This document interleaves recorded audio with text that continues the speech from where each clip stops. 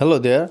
Let me show you how to view and count columns and rows in data in SQL. By the way, if you haven't watched my previous videos, please watch that where I have explained about creating database and tables. And in this video, we're going to use the same tables that we created earlier. So please make sure that you watch that video. All right, now let's start using view and count in SQL. Data exploration, finding out the variables, understanding the total number of columns available in data are very important. And this can be the first step of your data exploration in any of the data analytics or the data science work. Now, let's say we have this example table containing 5 columns and 7 rows. Let's talk first about viewing and counting columns. In SQL, we can find out the features that are available in the data by just simply using select column name from the information schema.columns. And here we are returning all the columns from the example table. Similarly, we can get the number of columns available in a dataset by using count in front of that column from information schema.columns. So that was for the viewing and counting columns in a dataset. Now let's look at the syntax of viewing and calculating the total number of records or rows in a dataset. Well, we can view all the data by simply using select star, and here in this example, the SQL is used to view all the records from the example table. Now let's talk about counting records. Actually, here we can do that simply by using count star function in SQL that returns the total number of records from the example table. Next, let's go to the pgadmin and practice how we can actually use it in the SQL query to get all this total number of records, count, and rows from the data. Alright, so here I am in pgadmin. So in this lesson, we're trying to do some hands-on coding on viewing and counting the records from the table.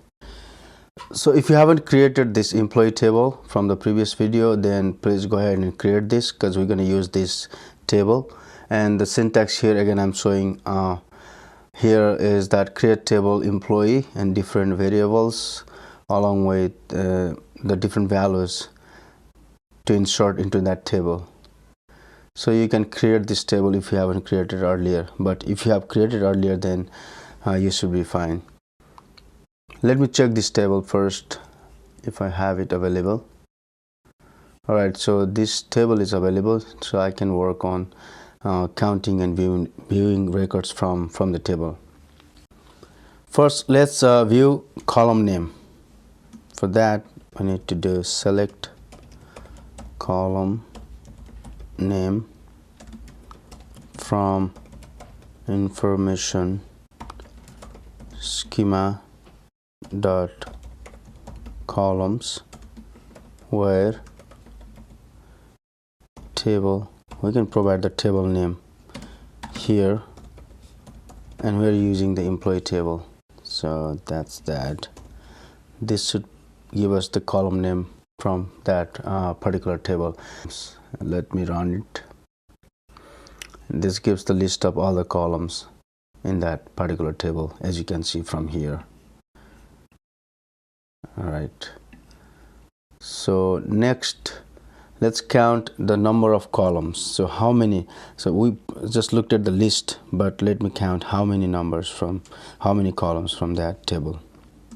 Select, and for that we can use the count function, column name, and from information, similarly as we did earlier, schema dot columns where same thing, table name equals to employee. This should provide how many columns are there in this particular table. Alright, so there are 11 columns, as you can see from here. Okay, so next similarly we can use fetch first to list out all the columns from the table, and that is done by using select star from employee fetch first one rows only. This will give us all the columns from there. See, you can see all the columns here. All right, so next let's count number of rows, the records from the table. For that we can use select count star from employee. Let's run it. There are total 40 rows in this employee table. Next, we can also use like single column to count it, and that may be preferred often. For example, select count employee ID from employee table. So how many employee IDs are there from that employee table? We can just use it count function with that variable, and it will count 40s from there. So you can also get the total number of rows this way as well. All right, thanks. I'm gonna save it and close it. All right, that was how you use SQL to get the total number of records counts from the dataset. Thank you so much for watching, and I have covered other functions in SQL and how to use it in other videos, and please check that out as well. Happy learning.